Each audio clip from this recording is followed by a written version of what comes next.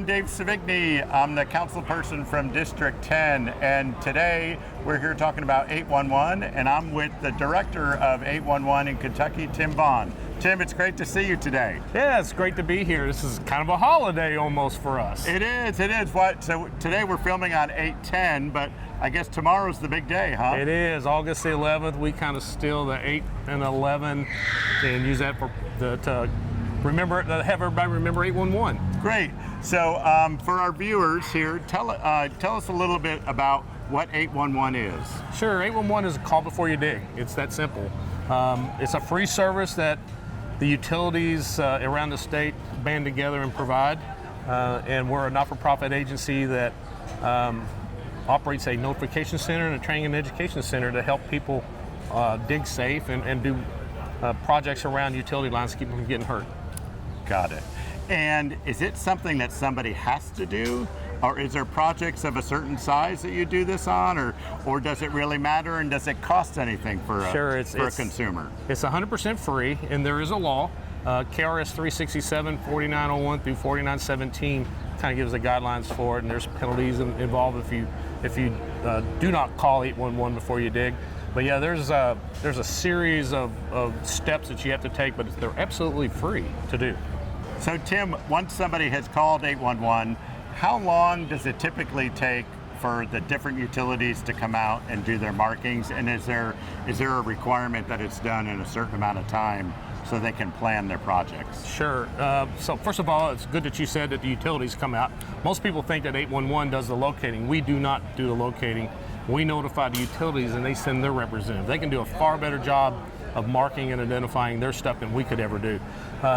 But there's a 2-day wait period. So you call us, and you have to start your work within 10 days after you call us, and then we notify the utilities, and they have 2 working days to respond to that. And a working day it excludes weekends and holidays.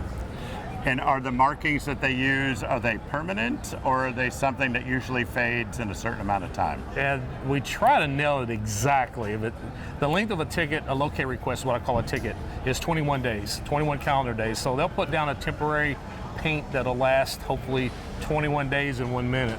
I'm not sure that's exactly accurate, but that's the length of the ticket. They'll mark it based on a color code system, and you can get access to that color code system on our website, Kentucky811.org. But for instance, yellow means gas, and not just in Kentucky. Yellow means gas everywhere. Blue is water. So there's a system that they'll use to locate their facilities so that when you go do your project, you know what's below you. Is the system a national-based system? It's worldwide. Worldwide? Yes, it is. Yes, it is. Okay.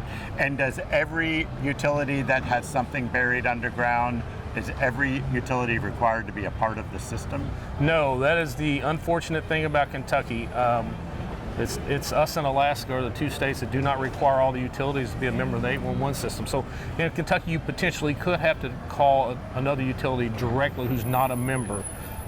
We'll tell you who we're going to notify, who the members are. All the gas companies are members. Columbia Gas in this area is one of our best members. I mean, they're very concerned about their safety of their customers and of their services. So they've been a member for a long time, and we'll get all the gas companies. Some of the other ones may not be a member.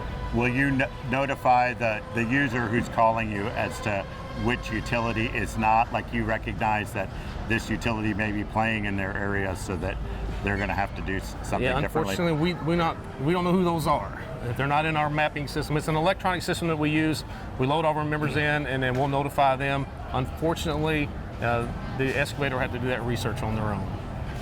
We need to fix that on our General Assembly. We really do. So that sounds like some work. That's some work to be done at the state level that actually might help you. That absolutely would help. But again, it's us and Alaska are the 2 states that don't require that. All right. Well, good. It's been. The other thing I wanted to ask you about was tolerance zones.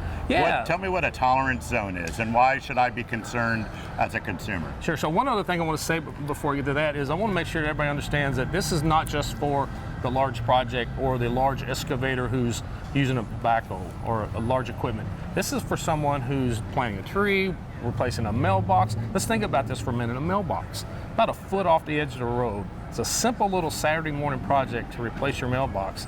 Well, what else is about a foot off the edge of the road? Yeah. The utility lines. Yeah. So you got to plan that project in advance 2 days so that they can get them marked, so that when you go out there and do your project at home, you don't hit a utility line. So it's not just for the large utilities, it's for everybody, So It's good to know. What about the tolerance zones? the tolerance zone, we're going to mark it, and the utilities will come out and mark the facility. There's a 24-inch protected zone that you can't use any mechanized equipment. So if you go to a rental store and rent a trencher, and there's a mark that's on the ground marking the utility, you cannot use that mechanized equipment within 24 inches on either side of that facility.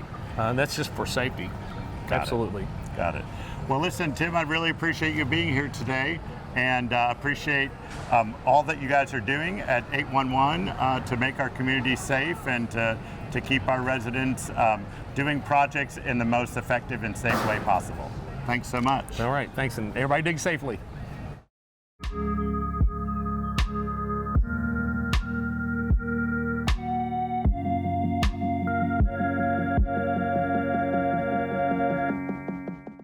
Welcome back, and I'm Dave Sevigny, the 10th District Councilperson, and I'm here with Lisa Smith, who is from Columbia Gas, and we really appreciate you being here today, Lisa. Sure. And we're here today continuing the conversation about 811. So Lisa, tell me Columbia Gas's participation in 811.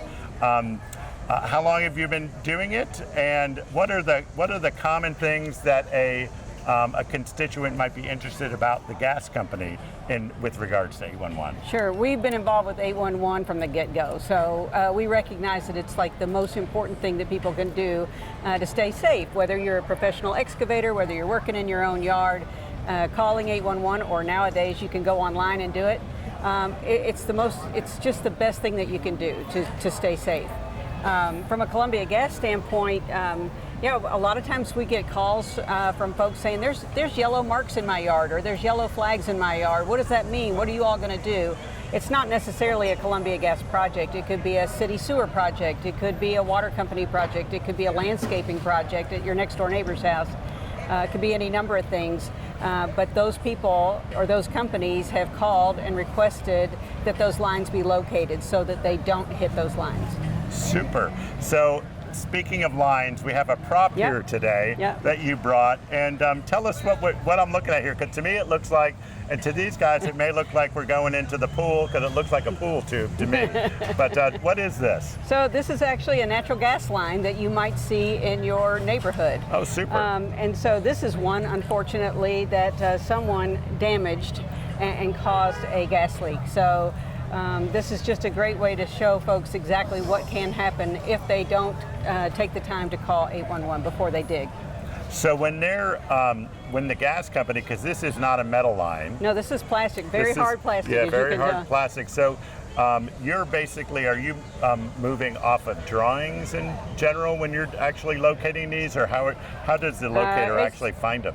You know, that's a great question. It's very high tech. I don't know. They use high tech equipment and they have tracer wire on these lines so that they can use equipment and find those lines. Yeah. Oh, well, that's super. Yeah. So that I would imagine the one line I really don't want to hit is probably an electric line or a live gas line. Yeah. That's not fun. That's right. Because my neighbors probably wouldn't like me in that case. Right, yeah. That's for sure. Yeah, if you hit a cable line, you're probably going to make them miss the game. If you hit a gas line or a buried electric line, quite frankly, it just could be very dangerous. It's just not worth the risk. And it would make sense then that's why in Kentucky we've made it a law that you have to use 811 to basically locate. Correct. For once again, what size projects? Does it matter? Any size project. Whether you are a large excavating company getting ready to build a building, or whether you're putting in a new mailbox, it's very important that you always call before you dig. And this is a free service. Yes. 811 is a free service for any constituent in Kentucky to call and use and get people to locate. And my guess is the purpose is that it actually will save the utilities money to not having to come out after the fact to kind of fix something that should have been taken care of beforehand. Sure. Well, I mean, obviously the number one reason is safety, but absolutely, if we have to come out and repair something like this, that's costly. Yeah. Yeah. Well, that's super. Well, listen, I really appreciate Sure. Columbia Gas being here today. Once again, I'm Dave Sevigny, and I'm here with the 811 team and Columbia Gas. And we're at Thursday Night Live, and we're glad that you're here. We're here into October, so please come join every week on Thursday evenings. Have a great day.